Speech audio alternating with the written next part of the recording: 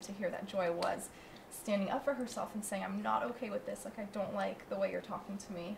And so we gave Zara time to cool off and then got to go back, so that was really good.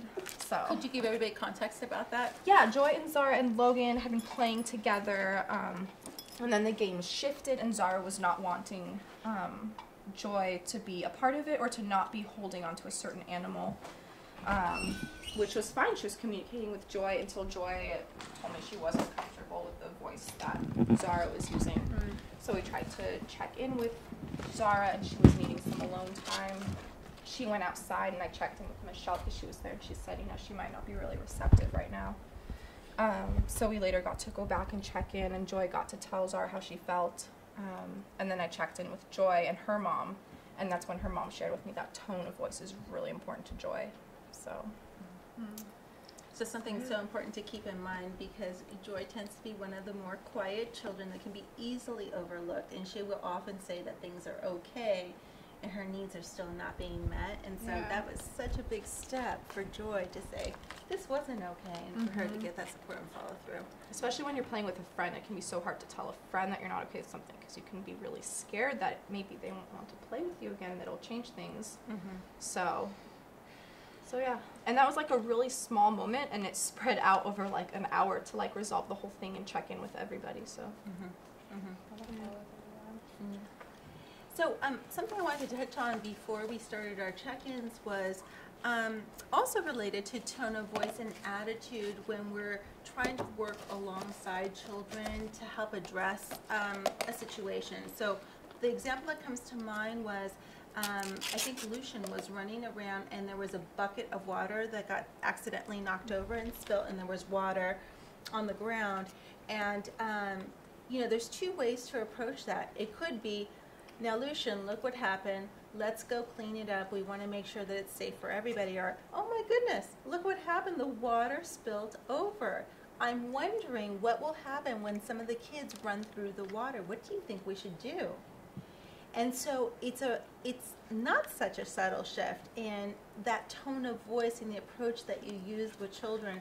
And I think that Lucian is incredibly sensitive to whether or not he's part of solving the problem and empowered to make things better or make the change, or if he's ashamed for what happened.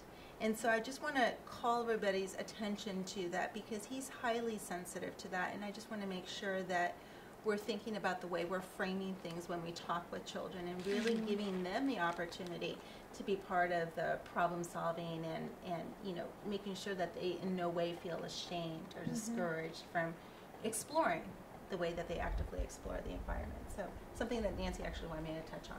Yeah, and I feel like he really responds when he gets the option, where he picks what you're encouraging him to do. I feel like he definitely responds better. Yeah, like let's do this together rather than I need you to do this. Right, right. And oftentimes, if you can find to do that in a fun way and even convert it into a game. I'm trying to remember who it was that was bringing somebody back to your small group one time, and they had run off. Oh, I think it was you, where you had brought a child back to small group time, and rather than making it like, well, this is the rule, we need to go back together, you found a fun way to do it, and you actually crawled back to group together. You're pretending to be snails. Yes. Yes. And I think, like, going back to especially about Lucian, is that giving him a lot of different options too, so he doesn't feel like he's trapped, like you have to come to small group now. So like, do you want to skip there, or do you want to crawl like a snail, or slither like a snail? Or so that's something to keep in mind for our small group in particular. So I was wondering what your impression was of how the day went today, with activities and children feeling engaged by the curriculum that's in the classroom, and relationships. I noticed that while children were primarily outside, I was in charge of the dramatic play and blocks area, and Brooklyn is a very easygoing child. She likes to engage different people, and so she asked me, or she told me, I want to play in this area and I want to play sleepover. Like, who do you want to invite? And she's like, Alyssa. So she asked Alyssa, and they were playing with that for a while. And I kind of stepped back. I was taking my little notes. Okay, notes. So I was just watching them interact with each other. And at one point, they started yelling at each other. And I was just like, okay, let's intervene. But I was like noticing it. They were playfully yelling, I'm going to go to bed. Okay, I'm going to go over here. Let's do that. So they were just raising their voices. And it was just interesting how they were interacting with one another. So I think it went well in terms of that situation. Sorry, I'm a little sick, obviously, so I washed my hands like 50 times today. Me too.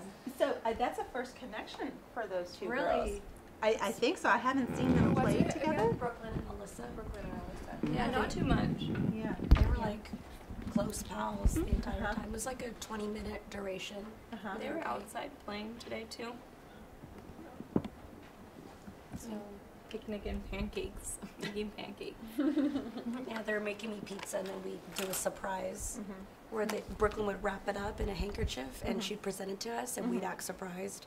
She took a big delight in that. So it's so nice to hear about her connecting with other children. It's wonderful for us to keep in mind about this budding friendship and being sure that we're there to facilitate that friendship, because I think both of those children tend to go to adults because the environment is completely new for them, and I think that that's something that we can all support them in, is helping them, develop that relationship